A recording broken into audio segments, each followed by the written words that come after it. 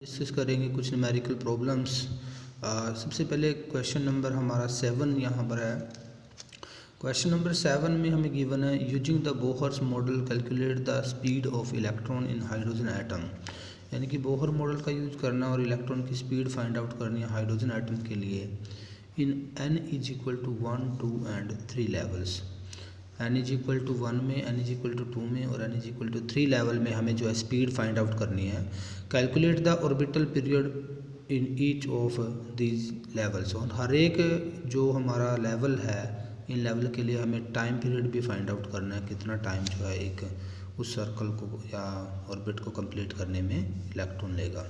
तो सबसे पहले हमें पता है स्पीड का जो फॉर्मूला है हम ऐसे राइट कर सकते हैं, ये जो c divide by n into alpha, alpha जो है ये हमारे पास कांस्टेंट होता है। इस कांस्टेंट की वैल्यू हमारे पास गिवन है 2 पाई के square divide by c H.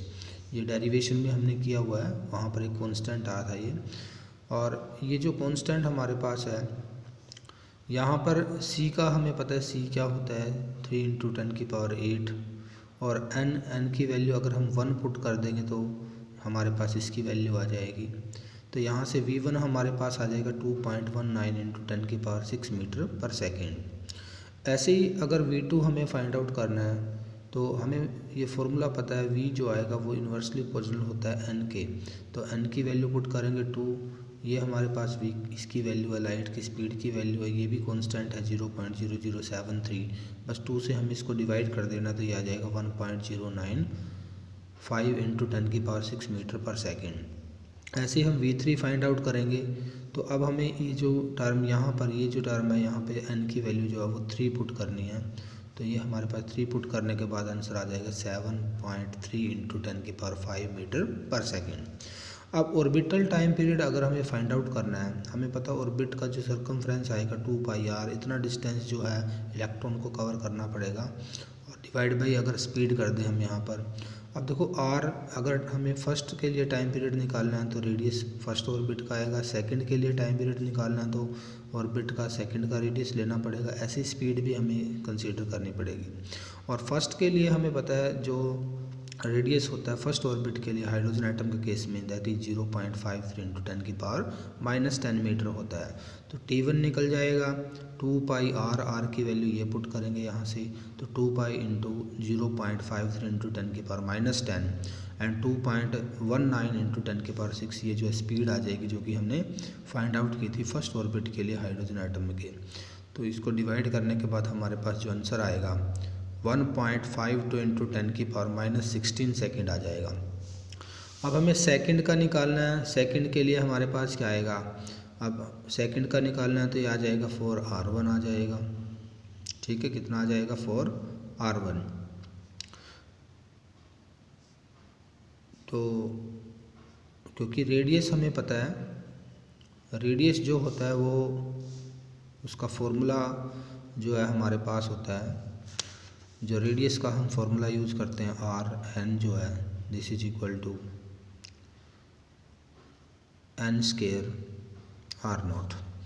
तो n की वैल्यू 2 पुट करेंगे तो 4 आ जाएगा 4 और r1 की वैल्यू r0 के इक्वल है। और v2 जो है वो हमारे पास हाफ रह जाएगा v1 का, तो ये वैल्यू हम पुट करेंगे।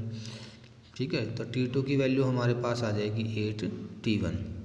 t2 की वैल्यू क्या आ जाएगी हमारे पास 8 इंटू t1। तो 8t1 की वैल्यू हम निकाल चुके हैं, तो मल्टीप्लाई करेंगे तो ये हमारा आंसर आ जाएगा। ऐसे ही r3 जो आएगा यहाँ पर अगर 3 पुट करते हैं 3 इंटू 3 9r1 के इक्वल।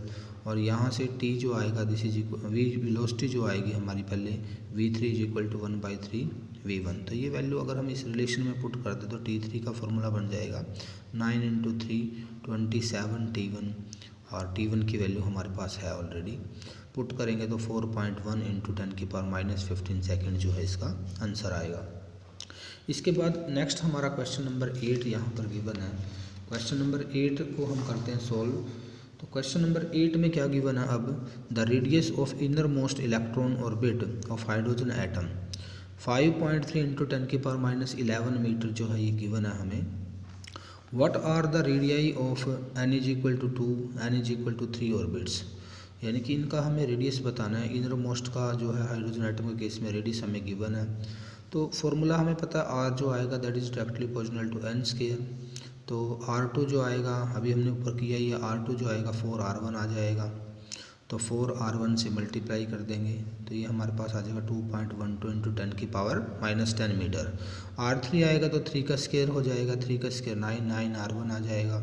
तो 9 इंटू 5.3 इंटू 10 की पावर -11 मीटर। तो ये आ जाएगा 4.77 इंटू 10 की पावर -10 मीटर। तो ऐसे हम यहाँ पर क्या फाइंड आउट कर लेंगे, रेडियस जो है बोहर ऑर्बिट का सेकंड और थर्ड ऑर्बिट के अंदर हम फाइंड आउट कर सकते हैं। नेक्स्ट गिवन है 19th क्वेश्चन। अब 19th क्वेश्चन में हमें क्या गिवन है, 19th क्वेश्चन में गिवन है 9th क्वेश्चन में गिवन है a 12.5 electron volt electron beam is use to bombard gaseous hydrogen at room temperature. यानी कि फोटोन की इलेक्ट्रॉन का बीम हम इंसिडेंट कर रहे हैं, उस इलेक्ट्रॉन बीम की एनर्जी गिवन है। What series of wavelength will be emitted, हमें ये बताना है कौन कौन सी सीरीज जो है वेवलेंथ की एमिट होगी। तो सबसे पहले हम ये फाइंड आउट करेंगे इतनी एनर्जी लेने के बाद इलेक्ट्रॉन ग्राउंड लेवल से किस लेवल तक जंप करेगा। तो एनर्जी निकाल लेते हैं। हमें बताओ ग्राउंड लेवल पर जो फर्स्ट ऑर्बिट के अंदर जो है फर्स्ट लेवल की जो एनर्जी होती है -13.6 इलेक्ट्रॉन वोल्ट होती है। और जब इसको बम्बार्ड करेंगे हम 12.5 इलेक्ट्रॉन वोल्ट के इलेक्ट्रॉन के साथ, तो इसकी जो अब टोटल एनर्जी आएगी वो हम यहाँ पर इसको ऐड कर देंगे 12.5 को -13.6 में। तो यहाँ से ये माइनस का 1.1 इलेक्ट्रॉन वोल्ट बचेगी। और अब हम जो है लेवल फाइंड आउट करेंगे किस लेवल में इलेक्ट्रॉन जंप करेगा। तो यहाँ से ये जो एनर्जी है ये किस लेवल की एनर्जी आएगी हमारे पास। तो यहाँ से हम इसको फाइंड आउट करें, अगर E3 अगर हम निकालें तो 13.6 डिवाइड बाई 3 का स्केयर करें तो ये 1.5 इलेक्ट्रॉन वोल्ट आती है। मीनिंग ये जो एनर्जी है हमारी एक तरह से ये थर्ड लेवल की एनर्जी के आसपास आती है। तो जब इलेक्ट्रॉन डी एक्साइड होगा तो वो n=3 लेवल से n=2 लेवल में आ सकता है। यानी कि हमारे पास कैसी सीरीज मिलेगी, बाल्मर सीरीज मिल सकती है। ऐसे ही n=3 लेवल से वो n=1 लेवल में भी आ सकता है। तो हमें कौन सी सीरीज मिलेगी, लाइमैन सीरीज मिलेगी। तो दो सीरीज यहाँ पर एमिट हो सकती है, बाल्मर सीरीज और लाइमैन सीरीज। क्यों? क्योंकि थर्ड लेवल से इलेक्ट्रॉन सेकंड में भी आ सकता है और थर्ड लेवल से इलेक्ट्रॉन जो है वो फर्स्ट लेवल में भी आ सकता है। नेक्स्ट क्वेश्चन हम डिस्कस करते हैं, क्वेश्चन नंबर 15 हम डिस्कस करते हैं। तो the total energy of electron in first excited state of hydrogen atom is about -3.4 electron volt. यानी कि हाइड्रोजन की जो है फर्स्ट एक्साइटेड स्टेट के अंदर जो एनर्जी गिवन है वो -3.4 इलेक्ट्रॉन वोल्ट गिवन है। अब फाइंड आउट क्या करना है, what is kinetic energy of electron in this state. तो इस स्टेट में काइनेटिक एनर्जी कितनी आएगी, ठीक है। And what is the potential energy of electron in this state. और फिर हमें निकालना है इसी स्टेट के अंदर पोटेंशियल एनर्जी कितनी आएगी। और नेक्स्ट पार्ट जो है which of the answer above would change if the choice of zero potential energy is changed. तो कौन सा आंसर इनमें से चेंज हो जाएगा अगर जीरो ऑफ पोटेंशियल एनर्जी यहाँ पर हम चेंज कर देते हैं। तो सबसे पहले क्या गिवन है, काइनेटिक एनर्जी का फॉर्मूला हमें पता है कि KZ(E²/2R होता है। और पोटेंशियल एनर्जी का फॉर्मूला हमारे पास जो है KZ(E²/R और नेगेटिव साइन साथ में होता है। तो पोटेंशियल एनर्जी जो होती है काइनेटिक एनर्जी का डबल होती है, साथ में नेगेटिव साइन भी, क्योंकि काइनेटिक एनर्जी हमेशा पॉजिटिव होती है। तो इस कैलकुलेशन में अगर हम फाइंड आउट करें, टोटल एनर्जी निकालें, टोटल एनर्जी जो है वो पोटेंशियल एनर्जी और काइनेटिक एनर्जी का सम होती है। तो यहाँ पर ये हमारे पास पोटेंशियल एनर्जी आ जाएगा -2 इंटू काइनेटिक एनर्जी, और ये हमारी काइनेटिक एनर्जी है। तो यहाँ से बचेगा नेगेटिव ऑफ काइनेटिक एनर्जी के इक्वल। तो अब यहाँ पर हमने रिलेशन निकाल लिया, हमारी जो टोटल एनर्जी आई है वो काइनेटिक एनर्जी के नेगेटिव के इक्वल आई है। तो हम इसका मीनिंग काइनेटिक एनर्जी निकाल सकते हैं। तो फर्स्ट एक्साइटेड स्टेट की एनर्जी हमें गिवन है -3.4 इलेक्ट्रॉन वोल्ट। तो काइनेटिक एनर्जी जो आएगी इसका नेगेटिव कर देंगे हम, minus negative of total energy, तो ये आ जाएगा 3.4 इलेक्ट्रॉन वोल्ट। अब पोटेंशियल एनर्जी अगर हमें फर्स्ट एक्साइटेड स्टेट में निकालनी है तो वो काइनेटिक एनर्जी का डबल है और साथ में नेगेटिव साइन। तो इसका हम डबल कर देंगे, 3.4 है इसका डबल करेंगे तो माइनस में 6.8 इलेक्ट्रॉन वोल्ट जो हमारी क्या आ जाएगी, पोटेंशियल एनर्जी आ जाएगी। नेक्स्ट इसी केस में हमें थर्ड केस जो गिवन है, if zero of potential energy is changed kinetic energy does not change. Kinetic energy तो चेंज नहीं होगी, लेकिन and continues to be 3.4 electron volt. यानी कि काइनेटिक एनर्जी में कोई चेंज नहीं आएगा।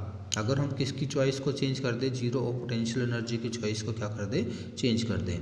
But however the potential energy and total energy of the state would change with the choice of zero of potential energy. But यहाँ पर हमारी जो पोटेंशियल एनर्जी है, ठीक है, क्या है हमारी पोटेंशियल एनर्जी, और जो टोटल एनर्जी है वो क्या हो जाएगी, चेंज हो जाएगी। नेक्स्ट हमारा क्वेश्चन नंबर थर्ड जो है यहाँ पर नेक्स्ट चैप्टर से हम करेंगे, न्यूक्लियाई के चैप्टर से थर्ड प्रॉब्लम हमारे पास आई है। क्वेश्चन नंबर थर्ड जो है, obtain the binding energy in mega electron volt of A nitrogen nuclei. Nitrogen nuclei mass number 14, atomic number 7। मास जो है न्यूक्लियाई का मास गिवन है यहाँ पर 14.00307 एटॉमिक मास यूनिट। तो हमें क्या निकालना है, बाइंडिंग एनर्जी निकालनी है, और न्यूक्लियस की जो है हमें बाइंडिंग एनर्जी गिवन है, तो पहले मास डिफेक्ट निकालना पड़ेगा। अब देखो 7 प्रोटॉन इसके अंदर है और 7 ही क्या है, न्यूट्रॉन है। तो 7 प्रोटॉन का मास, ये हमारा प्रोटॉन का मास 7 से मल्टीप्लाई कर दिया, प्लस न्यूट्रॉन का मास 7 से मल्टीप्लाई कर दिया, दोनों को ऐड कर लिया, और उसमें से हमने न्यूक्लियस के मास को क्या करना है, माइनस करना है। तो 7 ये हमारी प्रोटॉन का मास, ये न्यूट्रॉन का मास, और ये न्यूक्लियाई का मास। तो माइनस करने के बाद, ऐड और माइनस करने के बाद हमारे पास जो मास डिफेक्ट आएगा 0.11243 एटॉमिक मास यूनिट आएगा। और बाइंडिंग एनर्जी अगर हमें फाइंड आउट करनी है तो मास डिफेक्ट से हम डायरेक्ट निकाल लेंगे, क्योंकि 1 एटॉमिक मास यूनिट जो होता है वो 931 मेगा इलेक्ट्रॉन वोल्ट के इक्वल होता है। तो इसलिए इस टोटल मास को हमने इक्विवेलेंट एनर्जी से क्या कर दिया है, मल्टीप्लाई कर दिया, तो ये आ जाएगा 104.67 मेगा इलेक्ट्रॉन वोल्ट। इसके बाद क्वेश्चन नंबर 4 हमारे पास है। क्वेश्चन नंबर 4 में क्या गिवन है, obtain the binding energy of nuclei Fe5626 and bismuth 20983 in unit of mega electron volt from the flowing data. Data given है, आयरन के न्यूक्लियाई का मास गिवन है 55.934939 एटॉमिक मास यूनिट, और bismuth के लिए भी इसका न्यूक्लियाई का मास गिवन है ये। तो which nuclei has greater binding energy per nucleon, और 1 एटॉमिक मास यूनिट को हम पुट करेंगे 931.5 मेगा इलेक्ट्रॉन वोल्ट। तो एनर्जी निकालनी है तो सबसे पहले मास डिफेक्ट हमें फाइंड आउट करना पड़ेगा। तो न्यूक्लियस के अंदर जो नंबर ऑफ प्रोटॉन्स है वो 26 है। Fe आयरन के लिए Fe है यहाँ पर Fe के केस में, और जो नंबर ऑफ न्यूट्रॉन्स है वो कितने आएंगे, 30 आएंगे। तो 26 प्रोटॉन का मास हमारे पास आएगा 26 इंटू मास ऑफ 1 प्रोटॉन, तो 1.007825 से मल्टीप्लाई करने के बाद 26.20345 एटॉमिक मास यूनिट। ऐसे ही 30 न्यूट्रॉन का मास, this is 30 into mass of 1 neutron, तो ये आ जाएगा 30.25995 एटॉमिक मास यूनिट। और टोटल मास जो 56 न्यूक्लियंस का आएगा, इन दोनों को हम ऐड कर देंगे, तो ये हमारे पास आ जाएगा 56.46349 एटॉमिक मास यूनिट। अब मास न्यूक्लियाई का मास आयरन का गिवन है हमें 5, ये ऊपर भी गिवन था, ये देखो ये मास हमें न्यूक्लियाई का गिवन है। तो मास डिफेक्ट जो आएगा, हम इसमें से जो टोटल मास जो हमारे पास था 56 न्यूक्लियंस का, इसमें से न्यूक्लियस के मास को माइनस कर देंगे, तो हमारे पास आंसर जो बचेगा 0.528461 एटॉमिक मास यूनिट बचेगा। और टोटल बाइंडिंग एनर्जी अगर हमें फाइंड आउट करनी है तो मास डिफेक्ट को हमें मल्टीप्लाई करना होगा किससे, energy equivalent of 1 atomic mass unit से, यानी कि 931.5 मेगा इलेक्ट्रॉन वोल्ट जो कि यहाँ पर गिवन है। तो ये हमारे पास आएगी total energy 492.26 mega electron volt. अब हमें बाइंडिंग एनर्जी पर न्यूक्लियन निकालनी है, तो जो टोटल बाइंडिंग एनर्जी आई है उसको टोटल नंबर ऑफ न्यूक्लियन से हम क्या कर देंगे, डिवाइड, यानी कि मास नंबर से डिवाइड कर देंगे, तो ये वैल्यू हमारे पास आएगी 8.790 मेगा इलेक्ट्रॉन वोल्ट। तो मीनिंग सेम प्रोसेस हम अब बिस्मिथ के लिए करेंगे। बिस्मिथ का जो मास नंबर हमारे पास है 209, एटॉमिक नंबर 83, तो नंबर ऑफ न्यूट्रॉन्स निकल जाएंगे 126 न्यूट्रॉन, और नंबर ऑफ प्रोटॉन कितने हैं इसके अंदर, 83 है।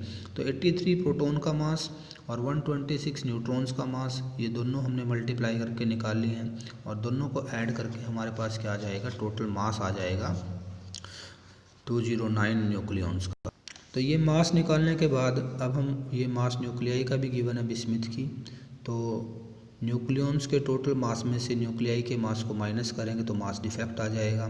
तो ये मास डिफेक्ट जो आएगा 1.760872 और बाइंडिंग एनर्जी जो आएगी, अब हम इसको मल्टीप्लाई कर देंगे किससे, एनर्जी इक्विवेलेंट से। एटॉमिक मास यूनिट जो है 931.5 मेगा इलेक्ट्रॉन वोल्ट होता है, तो मल्टीप्लाई करने के बाद हमारे पास आएगा 1640.26 मेगा इलेक्ट्रॉन वोल्ट। और बाइंडिंग एनर्जी पर न्यूक्लियॉन जो आएगा, अब मास नंबर से इसको डिवाइड करना पड़ेगा 209 से, तो ये आएगा 7.848 मेगा इलेक्ट्रॉन वोल्ट। अब दोनों को अगर कंपेयर करें हम, यहाँ पर 7.848 मेगा इलेक्ट्रॉन वोल्ट आया, जबकि आयरन के लिए जो ये वैल्यू थी 8.790 मेगा इलेक्ट्रॉन वोल्ट थी। तो इसका मीनिंग आयरन का जो बाइंडिंग एनर्जी पर न्यूक्लियॉन है वो ज़्यादा है किसकी बाइंडिंग एनर्जी पर न्यूक्लियॉन से, बिस्मिथ की बाइंडिंग एनर्जी पर न्यूक्लियॉन से। नेक्स्ट जो क्वेश्चन नंबर 15 हमारे पास है,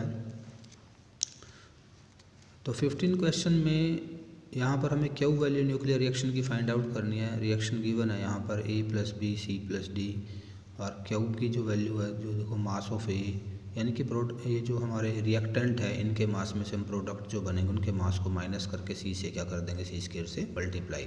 हमें बताना है कि रिएक्शन एक्जोथर्मिक है या एंडोथर्मिक है। तो फर्स्ट रिएक्शन गिवन है, हाइड्रोजन 1 और हाइड्रोजन 3 जो है ये कंबाइन होंगे और हाइड्रोजन 2 बनेगा, साथ में 2 हाइड्रोजन 2 के जो है न्यूक्लियाई बनेंगे। तो यहाँ पर मास नंबर इनका गिवन है हमें, तो सबसे पहले मास डिफेक्ट निकाल लेंगे इस रिएक्शन में। मास डिफेक्ट को हम 931 मेगा इलेक्ट्रॉन वोल्ट से मल्टीप्लाई करके जो है एनर्जी निकाल सकते हैं।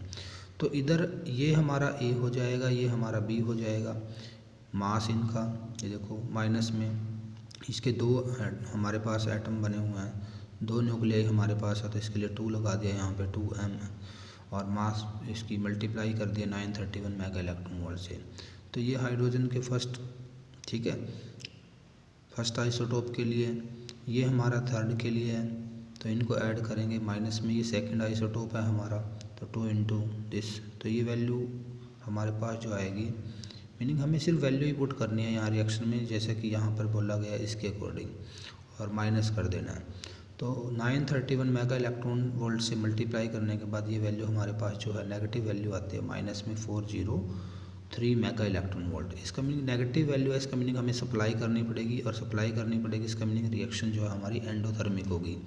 ऐसे ही कार्बन के लिए, तो सेम फार्मूला कार्बन के लिए भी है। कार्बन 12 का मास हमें गिवन है, ये भी 12 कार्बन 2 से मल्टीप्लाई कर दिया ना, यहाँ पे C का 1 का मास हमें गिवन है।